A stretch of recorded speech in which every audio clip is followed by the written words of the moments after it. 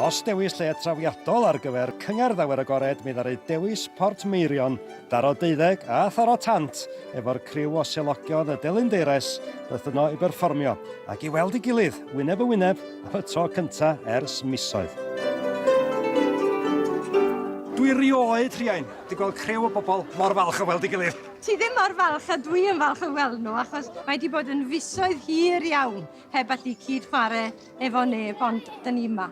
A sut wedyn mae hyn yn cymharu hefo'r cyngor rhithiol? Un peth di hwnnw, ond mae hwn dipyn gwell, swn i'n meddwl. Oedd y cyngor rhithiol yn wych, oedden ni mor falch bod ni wedi cael cyfle i wneud o, ond allu di ddim cymharu unrhyw beth fel hyn a dweud y gwir, achos mae'n cwrdd â hen ffrindiau chwarae.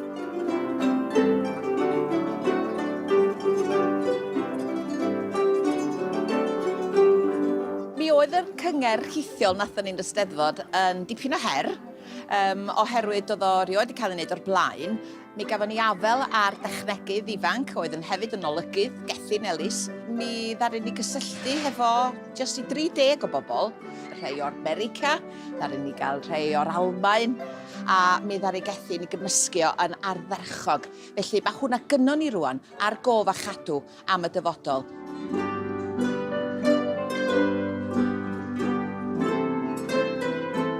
Mae heddiw yn gyfle i ddathlu Cymreicdod y Delyn Deires ac i gofio am ymdrechion tair Nancy Richards, Telyn Maldwyn yn diogelu'r offeryn nôl yn 60au'r ganrif ddwytha. Ac o be wela i beth bynnag, mae dyfodol y Delyn Deires mewn dwylo diogel iawn.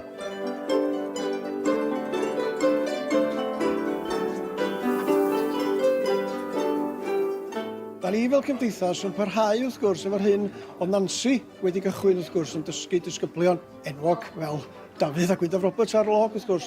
A wedyn dyna pam mae'r Cymdeithas yma mor bwysig felly de, bod ni'n cael Telynorion Teires, Cyngerdd Deires i'r dyfodol felly. Wedi cyfan, dyma ein offeryn cenedlaethol ar ddiwedd y dydd.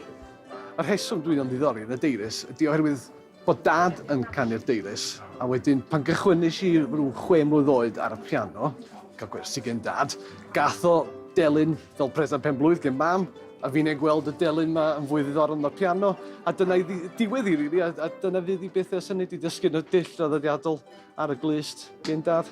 Ges i'r cyfle i ddechrau chwarae Delyn Deires pan o'n i'n 15 oed, a nes i gwmpa mewn cariad gyda'r offeryn cymleth eitha gwallgo yma.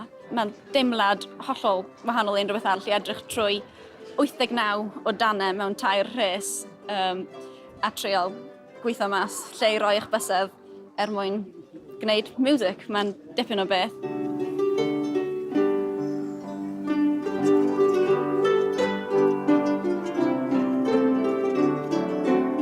Be sy'n hyfryd, Rhian, ydi gweld cymaint o wynebau ifanc yn eich plith chi fan hyn heddiw. Ydy, mae'n wych gweld yr hen a'r ifanc efo'i gilydd. Dyna oedd pwrpas sefydlu'r Gymdeithas yn ôl llynedd yn sefyll lan rwst mwyn hybu chwarae Delyn, ac da ni wedi comisiynu telynau bach o'r enw Nancy, cof am Nancy Richards wrth gwrs. Ond dyna pwrpas nhw wedi llogi nhw allan i weld os oes bobl a diddordeb, a gobeithio bydd na lawer iawn ohonyn nhw. A pawb, hyd y gwelau beth bynnag, wedi mwynhau dod yma, cael profiad unigryw arall ym mhentref Portmeirion. Wel, yndi mae o'n profiad newydd i bentref Portmeirion, a gobeithio gawn ni ddod nôl rhywbryd. Dwi'n siŵr cewch chi, Rhian.